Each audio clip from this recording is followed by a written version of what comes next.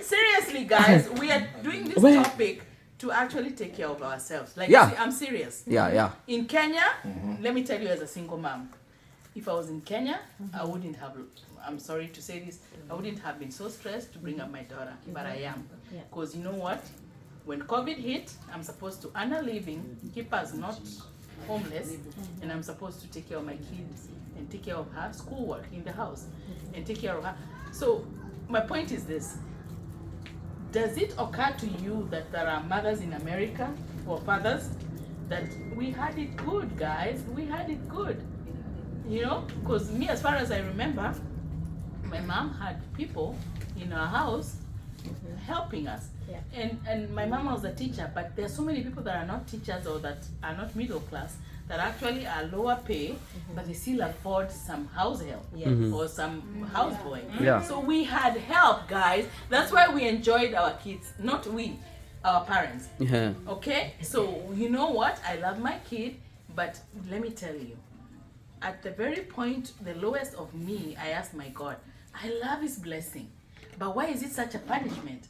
I would live in Takwila, go take her to Othello, to the babysitter, before 1 o'clock, so that I can make the traffic from Othello. Do you know where Othello is?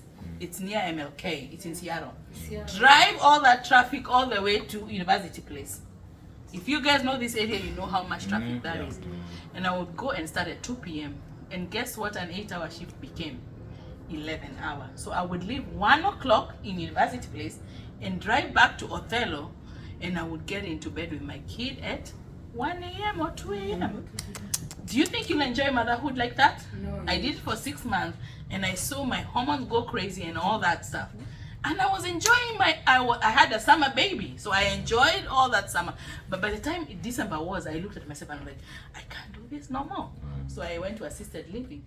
What am I trying to say? It didn't even occur to me that I didn't do motherhood the way my mothers or my aunties did. I was doing it as a solo mom.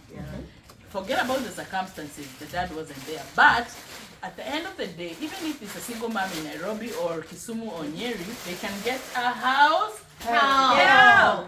And now, no, let me finish. And now, because there's no house helps, you guys need to realize, I'm talking about fathers and boyfriends and exes and all that. You guys need to realize, if we're gonna make a community of sane mothers, and we need sane mothers all over the world. Listen, and I'm talking about now, this touches a bit of mental health. Whatever I went through, by the end of those 6 months, I wasn't okay. You know why? There was no support. I have none. So what I'm saying is, why I brought this subject is because I told you guys I'm into really what's going on with kids and why is it happening. We are all dropping the ball. There's no accusations. We're not doing this so that we can make men feel a bit less. No.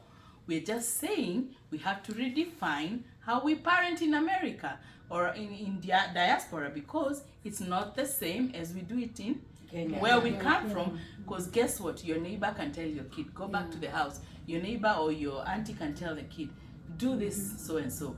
But in America, one person instructs that kid. Or two people if it's a two people household.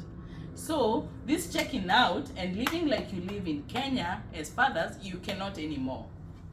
Sawa. And you mothers, this trying to take everything on yourself, you cannot do that either. Sawa.